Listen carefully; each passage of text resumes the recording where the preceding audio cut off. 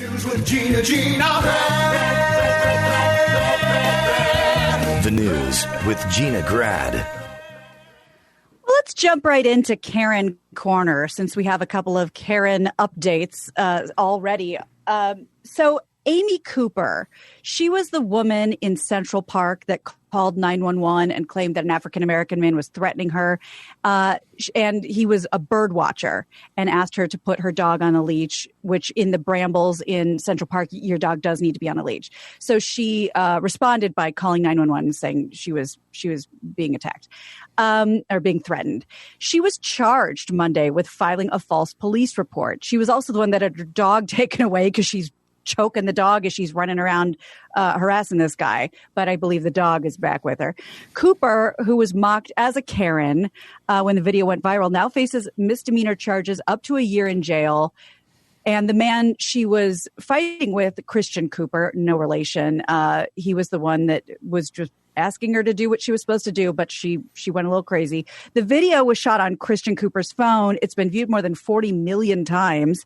And we have a new one, but for a totally different reason. I know everyone hates her and loves him, and I don't know what the dog was up to, but if you're at the park and the dog's off the leash, you should leave the person alone unless the dog is doing something, like biting or barking or doing something. Counterpoint. Yes. This I'm told this part of the park is specifically where bird watchers go. This is where the birds they're looking for are, which is why your dog has to be on a leash so it doesn't scare the birds away. But how does that work? The I don't know. Birds are in the trees. It's still a little, in general, leave people alone to take their dogs off the leash at the beach or at the park unless they are doing something, number one. She's still a bitch. But I'm saying, let's not forget about him. He probably could have looked the other way.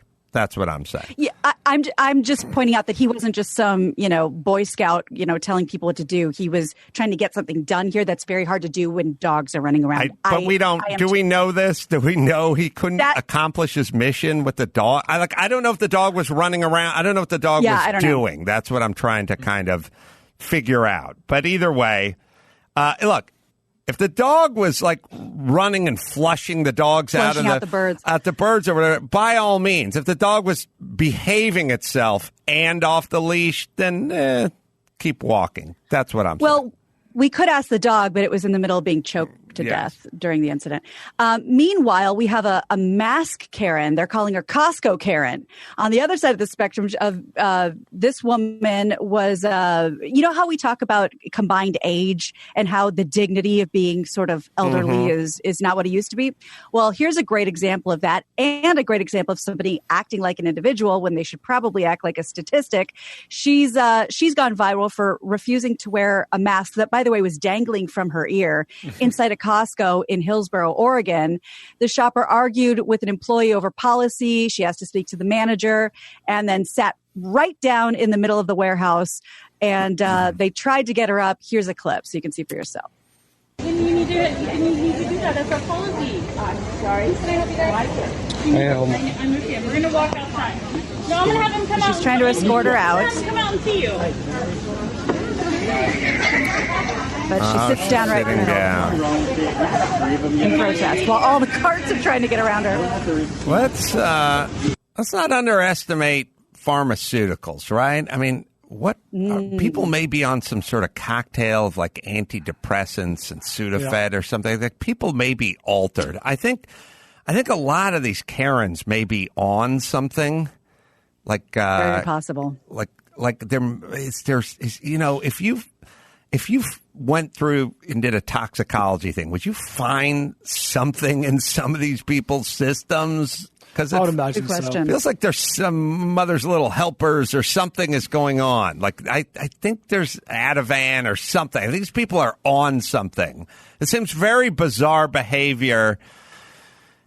It seems super counterproductive. Like if you think about you being altered, when you're altered, you do stuff that doesn't always benefit you. You know, like the cop goes, I'm going to arrest you. Fine, arrest me. I'll get in the squad car, and your friends are all like arguing. Just go back inside the bar, Tim. No, fine. You know, and it's like you end up in a fucking drunk tank, right? Like, how many times have you heard a cop go, just get back in the car, and I'm not going to arrest. No, fine, arrest me. And it's like you do things that are counter to it. Yeah. So you go to Costco, presumably to buy, you know, a ream of bath towels or something like that. And then at some point you find yourself sitting on the floor.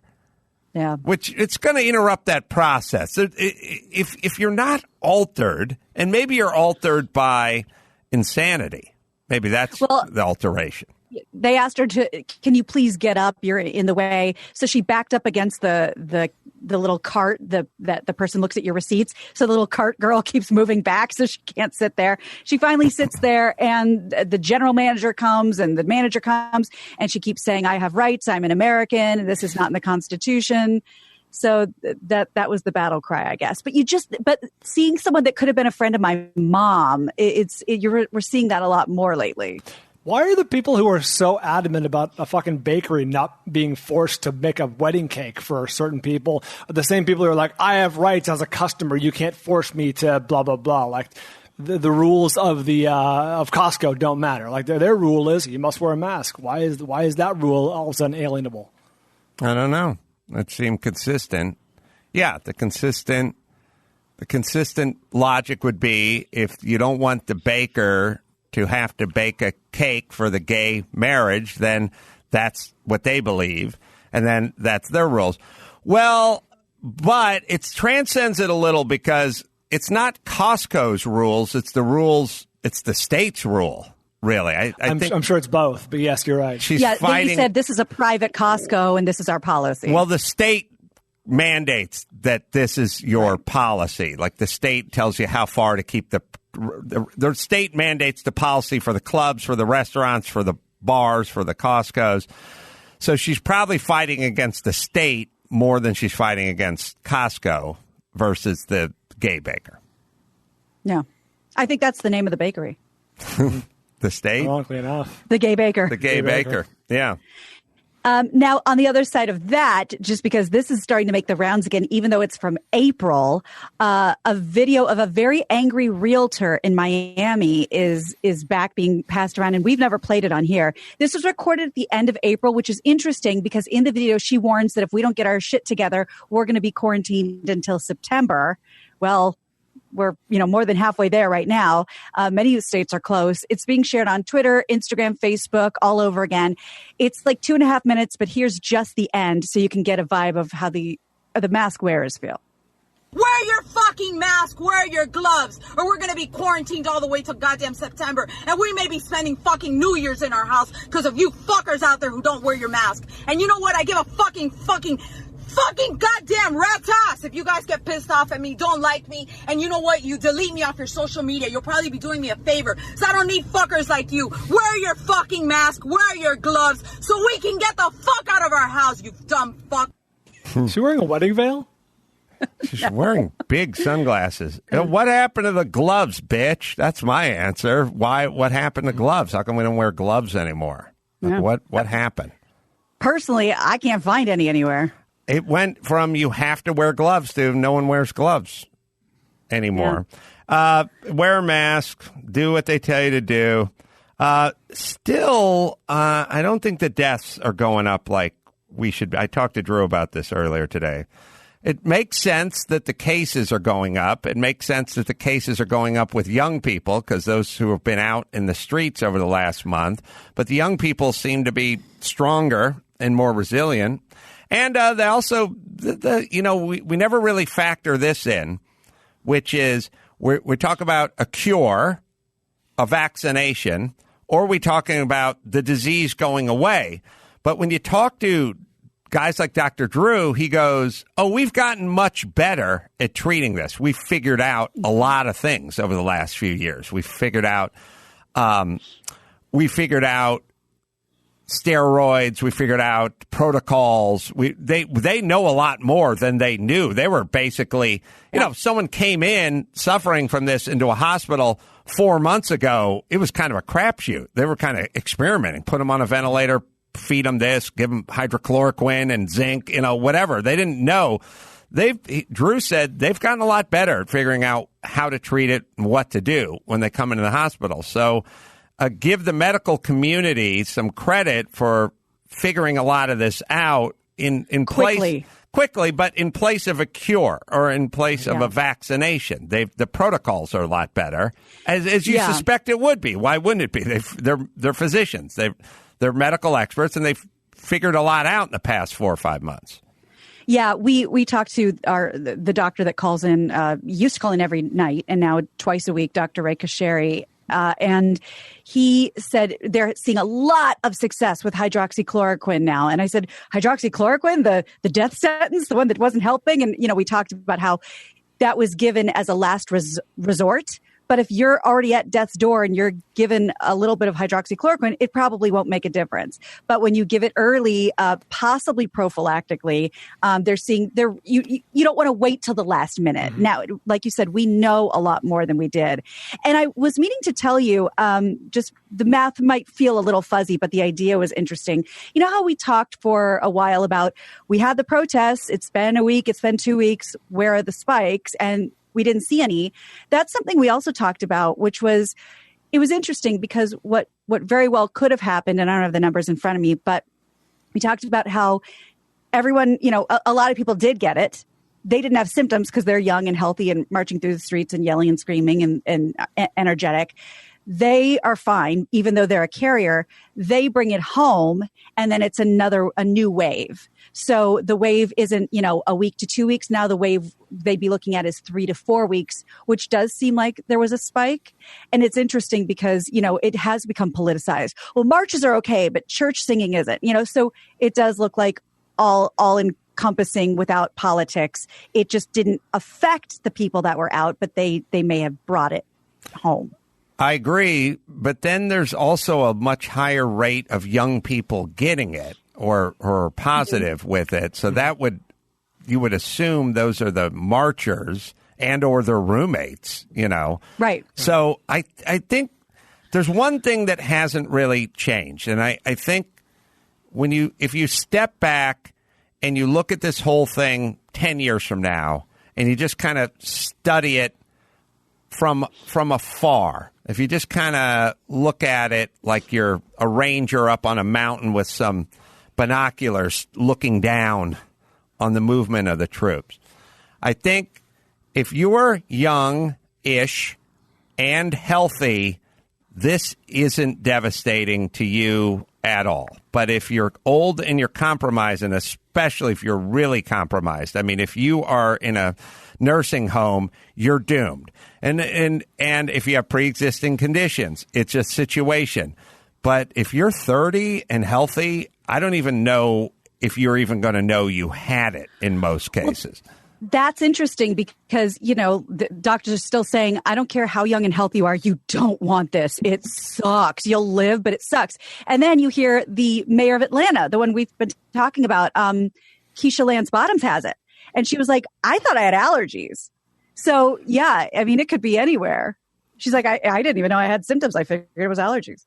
Well, you really don't want the flu, and you don't want food poisoning, and you don't want any of that stuff that we've all been brutalized by at one time or another. But I think the one piece of information we could have used early would have been nursing homes. That would have given us a lot of perspective in terms of people go to nursing homes to die. Essentially, that's it. You go to a nursing home because you can no longer take care of yourself in your home. And you go to a nursing home, I've kind of done it. Not really times two with my grandparents, but you go to a nursing home when not only can you not take care of yourself at home, but like a full-time person who can't come to your house and take care of you. As I said to Dr. Drew has stated to me, when it's a two-person job to get you out of bed and into a bathtub, that's when you go to a nursing home. When you're literally being carried around like Ariana Grande, you got to watch TMZ, people. The point is she gets carried a lot. But the point is like you're being carried around a lot. Now it's time to be dropped off in a nursing home. And when you think about that, the person in that condition passing away versus young and, full of life, that's a completely different portrait of what's going on. So, and I'm waiting to see if there's any underlying conditions that come out about Nick Cordero, because he's the big name right now. You might not be familiar, big Broadway star. I watch TMZ. Oh, okay. He has, first off, all wives should follow Nick Cordero's wife. That woman is beautiful. Klutz. Yeah, that woman has moxie. That woman cares about her man.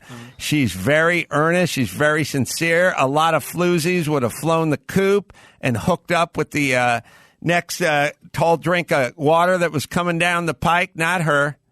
She stood by her man. He had his legs amputated. Yeah. One leg was amputated. Because of COVID? Complications from COVID. Wow. He got COVID. He was the toast of Broadway. I had all his records, and he also has a series of scarves that he sells online that I have a few of as well. I didn't realize that. Oh, well, interesting. So he was sick. He was in the hospital. They put him in a coma or something. I mean, he was really like touch and go for long periods of time. Yeah. She was inspirational by his side. And I think a couple of weeks ago he went home, or a week ago he went home, or something like that. And that's something that's been coming out too, just because we have, like you said, like a month more information than we had last month. So now that we're following people with COVID, a lot of people seem to be going through this roller coaster of getting worse, getting better, getting worse, getting better, getting worse, getting better, dying. Or getting worse, really getting bad. It's just, we just don't know enough yet. It's just crazy. Well, I think the moral of the story is if you're young and you don't have pre-existing conditions, it's not going to affect you like it would affect people with pre-existing condition or older. But there's always the outlier like Nick Cordero that it does very much affect, which is tragic, but you still can't build your life around how this affected that person so horribly when statistically it doesn't do that to others. And I don't know what the Nick Cordero thing was. He was a Broadway star. He got it. It affected him horribly. And I don't know anything else about that. And then he got it pretty early. So the question would be, like, what if he got it now and he's able to get the zithromycin and the zinc and the hydrochloroquine and all the protocols they had? Like, what if he got it tomorrow? I'll bet you it would have been a completely – he probably went to the hospital and they put him on a ventilator. Like, they didn't know what to do with him. He got it early. He was 95 days in the hospital, right leg amputated, 41 years of age. I don't know that he had any pre-existing anything. Yeah, nothing comes up. Yeah, nothing comes up for anything pre-existing. When did he? But 95 days in the hospital. I mean, he got this thing early. Diagnosed in March. In March. I'll bet you if he got it tomorrow, he would have had a much better outcome. Either way, his wife was by his side the entire time. She's a hero. I watched her on MTV. I mean, TMZ, and then later on Extra as well with Billy Bush. What else you got, Gina Grant? So we have a brand spanking new apology from a celebrity. Cool. So I did not know why she was trending when I looked at this last night, but now I do. Halle Berry has issued an apology after facing a little bit of online backlash over an acting role. This is according to Fox News. She sparked fury, they say, on Friday when she announced during an Instagram live video that she was considering playing a trans character. Then she posted a few days later this response. Over the weekend, I had the opportunity to discuss my consideration of an upcoming role as a transgender man, and I'd like to apologize for those remarks. As a cisgender woman, I now understand that I should not have considered this role and that the transgender community should undeniably have the opportunity to tell their own story. It's called acting. What does that say about Felicity Huffman? Transamerica, that movie was a triumph. Well, do either of you remember that movie? Yes. course. Trans. Yeah. No, I have it on Gay Ray. It's like Blu-ray. Blue gay. Blue gay.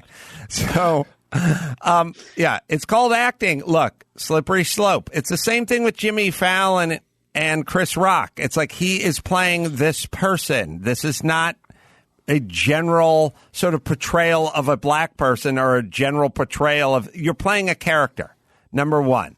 Number two, how are you going to do this character? You need to play a male at some point and a female at another point. Whoever it is that's going to play that character is going to walk into the role as either a male or female. Now, I guess you could say you used to be a male and now you're female, but when you go back to play male, then aren't you acting, if your genitalia, doesn't your genitalia not line up with the role? I guess you want to keep drilling down, you can just keep doing it. Sure. Can't Halle Berry just act? And what about, oh my God, who played Brandon Tina? I can see her right in front of my face. Boys Don't Cry. What's her face? What's happening to us? From the boxing movie. From everything. That's her fault. She hadn't done it. She hasn't done enough lately to keep her at the tip of our tongue. I'm blanking out too, but yeah, it's from this is the Irish Clint Eastwood boxing movie. Yeah, $1 Million Baby. Right. Hilary Swank? Hilary Swank. You! That's right. I was about to say Hilary Swank. That was embarrassing. But yeah, it's like these roles were considered, heroic and triumphant and did tell the stories of people that we would have never heard of. And now are they villains? I don't know. Well, here's what it boils down to. There are people out here. Here's what I'm saying.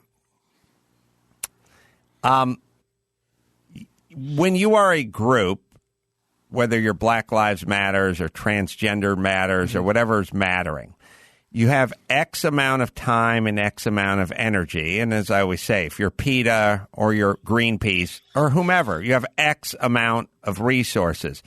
Don't get sidetracked with tearing down statues of folks that may be on your side or calling people who kill cockroaches Hitler or getting into Halle Berry's grill because she's going to portray a male that's transitioning into a female. That's a waste of your time. It's a waste of the resources, and they're not anywhere near your problem.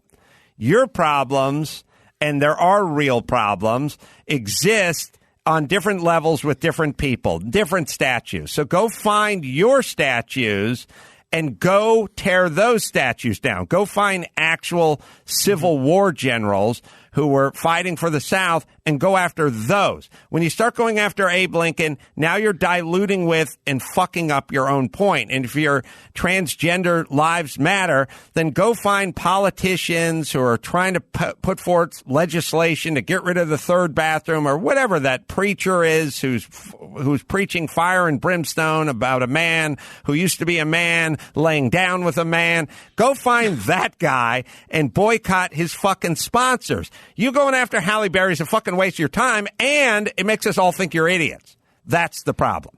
Yes. It's also a slippery slope that could backfire and blow up in your face because the history of Hollywood is partly defined by gay men masquerading as straight men their whole life and playing straight men in the roles, whether it's Cary Grant or Montgomery Clift or Rock Hudson. Or allegedly Tom Cruise, or allegedly John Travolta. There's more gay men that play straight men than straight men who've played straight men. Have you seen The Celluloid Closet? Sorry. I don't watch gay shit. Okay. It's a documentary look no further than Amanda Bynes and What a Girl Wants. See? She gets it. Was that her movie? What was the story of Amanda Bynes? I'm going to get a lot of credit if I'm right on any of that shit. What a Girl Wants is Amanda Bynes. What, you want to know her story? Well, the story is she had one of her cover as a guy or something. Okay, yeah. Let me get the IMDb. Jesus Christ! Or that movie Ladybugs about the little teen beat guy. I can't remember his name. Rodney James. Oh, that one, not the Rodney. Had to be a girl for the soccer team. Oh, What a Girl Wants is an American teenager learns that her father is a wealthy British politician running for office. Although she's eager to find him, she realizes it could cause a scandal and cost him the election. Oh. What's the one where Amanda Bynes became She's the man. She's the man. God damn it. God damn it. Wrong Amanda Bynes movie. Yeah. All right. So we weren't able to think of what's her name, Hillary Swank, but we were able to think of Amanda Bynes. Who's going to tell Hillary Swank this? Yeah. I got bad news for you. Not me. Sorry. Yeah. So the story of she's the man. When her brother decides to ditch for a couple weeks, Viola heads over to his elite boarding school disguised as him and proceeds to fall for his school's star soccer player, and soon learns she's not the only one with romantic troubles. Wow. All right. Well, I find this problematic, right? Yeah. Or let's go back to a great 80s movie, Just One of the Guys. Oh, right. That's the whole point of that movie. She's hot, but she has to be a man to work at the paper. All right. What else you got, Gina Grad? Well, just to wrap up your point about who are you going after and who are you really attacking, we mentioned this yesterday, but we talked about how now that Hamilton can be seen by this, worldwide audience, now it's being attacked because how could you celebrate Hamilton, Washington, and these slave owners and, the most multi-diverse casting on the planet, and they're being attacked. And Lin-Manuel Miranda did have a response. Pretty measured, but this because he was called out by this specific person, Tracy Clayton, and he said, "Appreciate you so much. All the criticisms are valid. The sheer tonnage of complexities and failings of these people I couldn't get or wrestled with but cut. It took 6 years and fit as much as I could into a 2.5-hour musical. Did my best. It's all fair game." So okay, I get it. Sorry, tried. Moving on. Enjoy the show. Yeah, good measured response. Hey, Max Pata. One thing I didn't get into with Sean Penn is that thing about the Mexican director on the 87th Academy Award Best Director when Sean... for Birdman. Sean... Iñárritu? Oh, yeah. Was that Iñárritu? Yeah, sorry. Yeah, he was. And he basically made a joke. Now, he had worked with the director before, I think, and they had some sort of past relationship, according to the article I was reading. But we'll find the clip of him opening the envelope or and the winner is kind of thing. And he made a joke, and then he got a lot of shit for the joke, and then he had a response to all the people that were giving a lot of shit for the joke. So sorry, here's the Academy Award. Who gave this son of a bitch's green card? Birdman.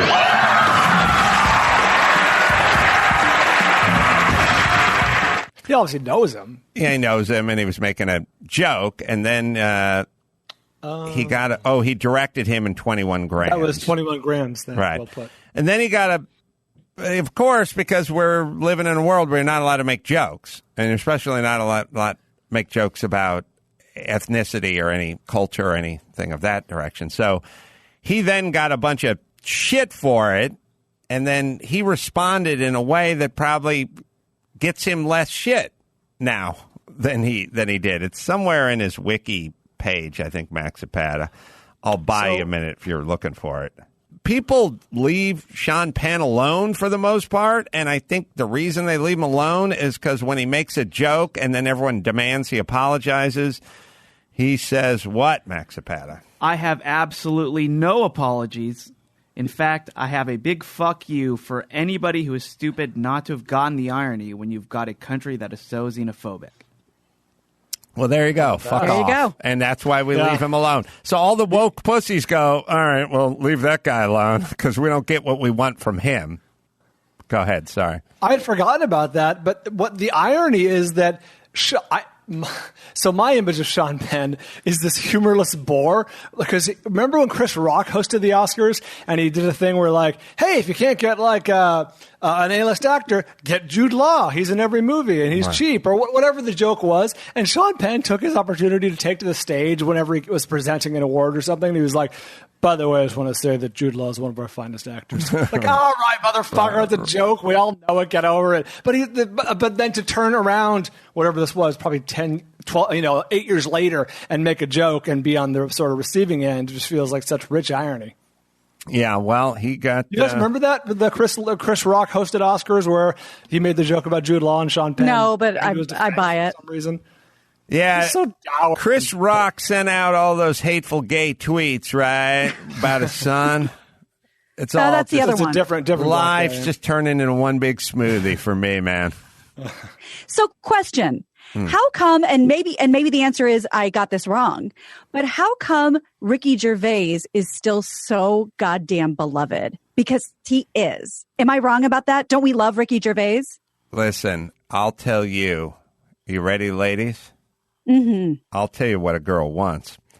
I'll give you my Mel Gibson. Everyone always does this, like, apologize. And it's sort of like when a young chick is, like, saying to a guy, like, open the car door, be a gentleman, and all that kind of stuff. But really, give him a little tug on the hair and a slap on the fanny. Oh, now we're talking. You know what I mean? That's what a girl wants. That's what a girl wants. And so they're always like, apologize. And then you go, I'm sorry. And then you go, you feckless, weak coward. You sicken me. You like it. But when Sean Penn or Ricky Gervais goes, fuck off, you go, ooh, I just got a tingle. He's a bad boy, isn't he? No one talks to me that right. way. And we're that way as a society, right? Like we go, apologize. We need you to apologize. And then they apologize. You go, oh, you're spineless and weak. Yeah. You're oatmeal. We like Ricky Gervais because he fucking goes, fuck you. I'm getting drunk and making some jokes at your expense. And we go, our pussy just got wet. That's the way we work. So we say we want this, but we don't really want it. We actually look at you as sort of weak and cowardly when you do it. That's Charles Barkley's whole appeal, man. He says off-color and weird and frankly inappropriate things all the time. He's like, fuck it, I'm rich. Say whatever I want. Right. Now, unfortunately, there's like a steeping period where you must become that person that's very difficult, you know? So everyone is offended and wants you to apologize and threatening to fire you. And then if you can get through that gauntlet, then it becomes your brand. Mm-hmm. But if you cave in sort of the middle of that gauntlet, it's over. It'll get you. So it's a kind of a thing where it's like you're running through this gauntlet and there's traps and fire shooting out. And if you just like stop and go, I'm scared to go any further, you'll just burn up in there. If you make it to the other side, then you kind of become ultimately you're Don Rickles. Like, I mean, first things first, you're sort of Don Rickles. You're kind of Snoop Dogg. You're kind of Howard Stern-y. You're Snoop Dogg apologized. Snoop Dogg to Gayle. Snoop Dogg apologized because at a certain what he said was, when people talk about like hate speak and all that kind of, he really got into it. Like what he. That whole Gayle thing was him being, oof. That was like, I'm not a Mr. like, oh, he crossed the line. But in a world where there is a line, that response with Gayle, yeah, he did kind of cross that one. Even the great Snoop had to reel that one in a little. Yeah. Yeah. So I'm sure you've heard by now. I'd love to get your thoughts. Big old contract for Mr. Mahomes. Chiefs and the Super Bowl MVP quarterback have reached an agreement on a 10-year contract extension that ties into Kansas City. Dog head, bitch. That's the one. Mm-hmm. 2031. And apparently the 10-year period could be worth up to $503 million. The extension includes a $140 million injury guarantee as well as a no-trade clause. Brian. Got him for a while. Oh, did he win the Super Bowl? I didn't watch this year. Oh my God, Brian! It's the most important position in American sports. If you lock up a franchise guy for 10 years, it is prime. Relatively sounds insane. Relatively cheap. Yeah, that's a smart move. Relatively cheap. Well, amortized over 10 years. That's only I read from someone who is only going to take up 12% of their salary cap, and if that's your best player at your most important position, yeah. Smart. Yeah, also, I don't know all the ins and outs, but the $500 million doesn't always mean that's what you're taking home. Up to, yeah. Or even guaranteed or even whatever. There's a lot of like $500 million contracts that don't pay out. But I like him because he's quirky cute. He's not classic Tom Brady or Garoppolo, but he's got a quirky cuteness to him, right? Mm-hmm. I think it's those blue eyes. He's got a boyish, good looks for sure. Mm-hmm. But he's also humongous. How tall is he? He's like a physical specimen. I didn't know he was that big. I think he is. I've seen him standing next to some of the skill position players, and he towers. I think he's not a Cam Newton type, though, is he? He's not that big. I'm thinking he's 6'3", 229. He's a big guy. Yeah, not ginormous, but good size. Yeah, everyone's getting big. All right, let's do yes. I was just going to say, and he's likable, and me in football, we know everything. But being from Kansas City, I can tell you that as a former resident, that goes a long way with people in the Midwest. Mm-hmm. And if he was a dick, but he was a good quarterback, I don't think he'd have that much support. But he's so likable. It's a great place for him to be right there in Kansas City. Yeah. Yeah, that was the problem with Jeff George. No charisma. I know you're about to say that, Gina, but I beat you to the punch. Well, I don't always want to step on your funk. One more. All right. Well, let's see. Here we go. I've been meaning to bring this up just as a kid from the 90s, as so many of us can appreciate. Mike Judge's 1990s dynamic duo are returning to TV, not MTV though. Instead, Comedy Central is going to relaunch and reimagine for a minimum of 2 seasons Beavis and Butthead. But not just the Beavis and Butthead that we remember. They've evolved. The new show, which Judge will write and voice, is said to be old Beavis and Butthead. That'd be great. Hold on. A whole new Gen Z world aimed at both fans of the MTV series and new young fans. It's let's see, Judge's last project was Silicon Valley. What I did hear was they are now Gen Xers raising Gen Zers, which amazing. I think is kind of funny because I've always kind of touched on this and thought about it, how we don't ever let our animated characters age. And I'd love to see an animated series where they age like in reality. So this is kind of funny to see them as, I guess, parents. It's interesting. Mike Judge doesn't have any kind of Hollywood trappings, and he doesn't have any affect to him at all. Mm-hmm. He's been on the show before. We should get him back, but he's got kind of a bald dude who lives in Austin, Texas, right? Yeah, he just doesn't have any affect to him at all. No trappings, no cool shades, no goatee, no scarf, he doesn't have anything, and he's one.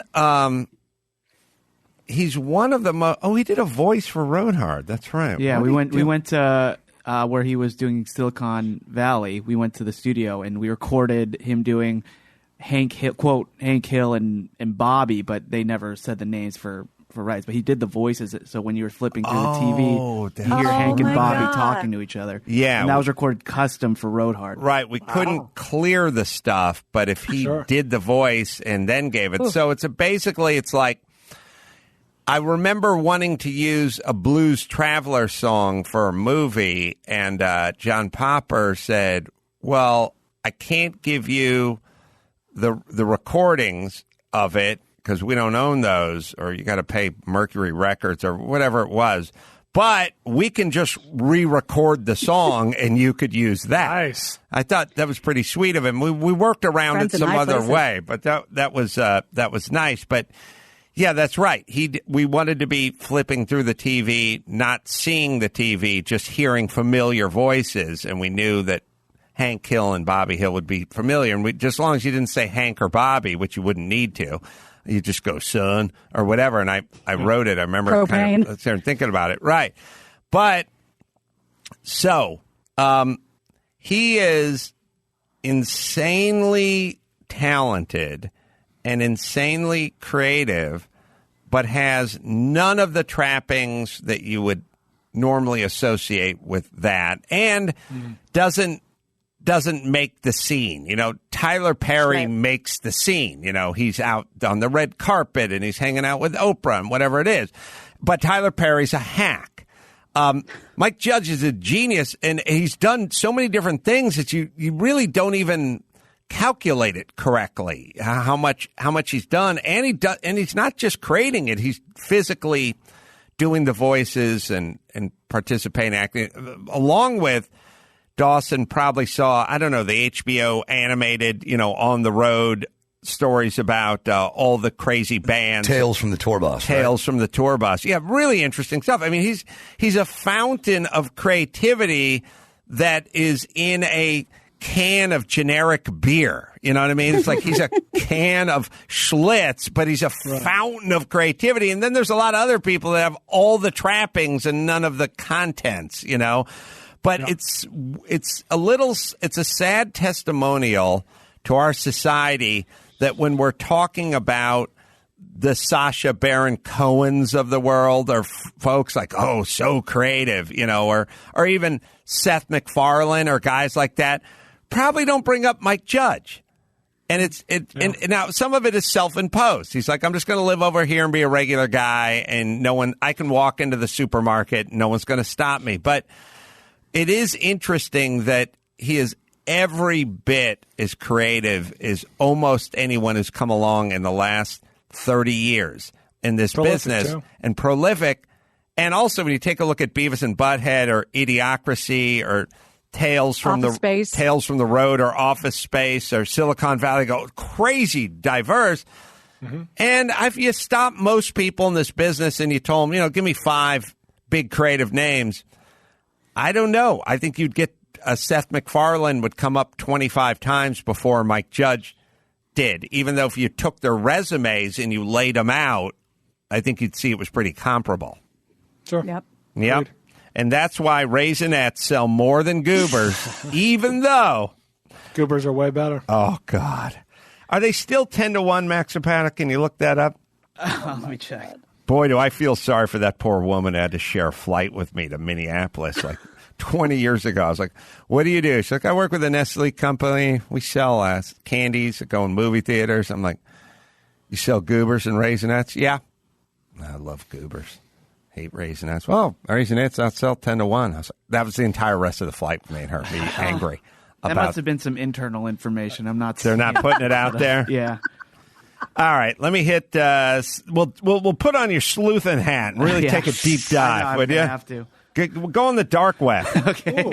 You know what just occurred to me? Goobers are playing in a crowded field because that's just peanuts and chocolate, right? Mm-hmm. They got to compete with peanut M&Ms. Mm-hmm. They got to compete with God knows what, Mr. Goodbar, whatever is peanuts and chocolate. Mm-hmm. Raisinets is dominating their field. There's no one else doing raisins. Yeah. You know what I mean? They're just out there making raisins. Like, fuck it. No one else doing this. Yeah, that's why they dominate. Don't sleep on Mr. Goodbar, man. I miss those. I like Gilding the Lily, by the way, which is taking the Mr. Goodbar and spreading some peanut butter on top of it. Oh yeah. That's allowed. Oh, I've gone there. Ooh. All right.